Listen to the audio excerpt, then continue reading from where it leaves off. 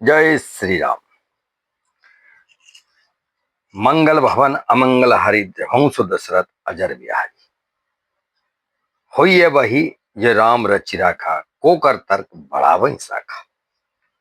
भगवान ने इस धरती पर भक्तों की भलाई के लिए, उनके कल्याण के लिए कई अवतार लिए और उन अवतारों का कारण भी यहाँ भक्तों, यहाँ की जनता धरती पर हो रहे अत्याचारों से परेशान सभी चर अचर, सभी जड़ चेतन को उनके दुखों से मुक्त कराने के लिए प्रभु ने समय समय पर विभिन्न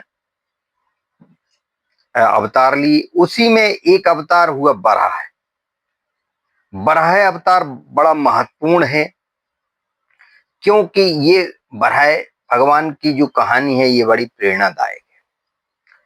सतयुग की वह पवित्र कालखंड जब सृष्टि अभी नई नई बसी थी, देवता और दानव दोनों ही अपनी अपनी शक्तियों के साथ अस्तित्व में थे। ब्रह्मा जी की सृष्टि में संतुलन बनाए रखने के लिए भगवान विष्णु सदैव सजग रहते थे। उसी समय दिति और महर्षि कश्यप के गर्भ से दो महान पुत्रों का जन्म हुआ। एक हिरण्याक्ष और दूसरा था हिरण्यकश्यप। दोनों ही जन्मजात तेजस्वी और बलवान थे, किंतु हिरण्याक्ष स्वभाव से अत्यंत क्रोधी, महत्वाकांक्षी और अहंकारी था। ये तो निश्चित है कि वो जो है दानव प्रवृत्ति के थे। हिरण्याक्ष ने ब्रह्मा जी की कृपा प्राप्त करने के लिए हजारों वर्षों तक घोर तपस्या की। वह एक पैर पर खड़ा होकर आंखें बंद किए केवल वायु का आहार लेते हुए तप करता रहा। उसकी तपस्या से प्रसन्न होकर ब्रह्मा जी प्रकट हुए और उसे वरदान दिया।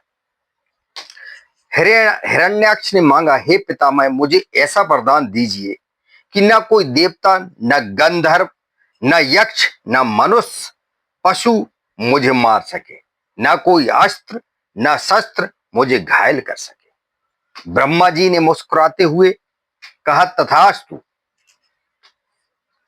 वरदान पाते ही हिरण्याक्ष का अहंकार आकाश छूने लगा। वह स्वयं को सर्वशक्ति समझने लगा। उसने देवलोक पर आक्रमण कर दिया। इंद्र और अन्य देवताओं को पराजित कर वह घमंड में चूर हो गया। एक दिन उसने सोचा, यदि मैं पृथ्वी को उठा लूं तो सृष्टि का क्या बिगड़ जाएगा। ऐसा सोचकर वह जो है इसको विचार के साथ वह ब्रह्मांडीय महासागर के गर्भ में पहुंचा और वहां उसने माता भूदेवी को, जो कमल के रूप में विराजमान थी, बलपूर्वक पकड़ लिया और रसातल की गहराइयों में जाकर छिपा दिया। पृथ्वी के अपहरण की सृष्टि में भयंकर संकट उत्पन्न हो गया। समुद्र उफान मारने लगा, पर्वत हिलने लगे, जीव जंतु भयभीत हो गए। चारों ओर अंधकार ही अंधकार छा गया। यज्ञ हवन सब बंद हो गए। देवता ब्रह्मा जी के पास पहुंचे और करुण स्वर में प्रार्थना करने लगे, हे जगत पिता, सृष्टि का संतुलन नष्ट हो गया है, भूदेवी का उद्धार कीजिए। ब्रह्मा जी गंभीर हो गए। उन्होंने अपनी नासिका से बड़ा ध्यान लगाया। तभी एक अद्भुत घटना घटी। उनकी नासिका से एक अत्यंत छोटा नीले रंग का वराह शिशु प्रकट हुआ। देवता हैरान रह गए। वह शिशु धीरे धीरे बढ़ने लगा। उसका आकार छोटे से पर्वत के समान हो गया। उसकी आंखें सूर्य के समान तेजस्वी थीं।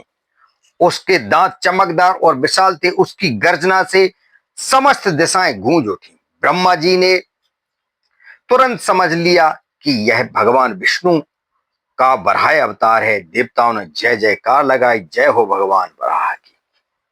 वराह भगवान ने अपनी विशाल गर्जना की और सीधे ब्रह्मांडीय महासागर में कूद पड़े। उनके कूदने से समुद्र में भयंकर लहरें उठी। जल के अंदर रहने वाले विशालकाय प्राणी सभी घबरा उठे, कांप उठे। वराहदेव गहराई में उतर गए। जल का घनत्व बढ़ता गया, अंधकार गहराता गया, किंतु उनकी आंखों का तेज सब कुछ प्रकाशित कर रहा था। उन्होंने रसातल में पहुंचकर भूदेवी को खोज लिया। भूदेवी ने उन्हें देखते ही करुण स्वर में कहा, हे प्रभु, इस दैत्य ने मुझे बलपूर्वक यहां कैद कर रखा है, सृष्टि का उद्धार कीजिए। इतने में हिरण्याक्ष आ पहुंचा।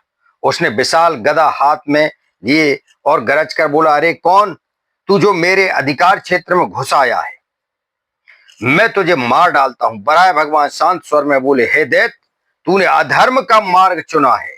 सृष्टि की रक्षा मेरा धर्म है, आज तेरा अंत होगा। फिर शुरू हुआ महाभयंकर युद्ध, महासंग्राम।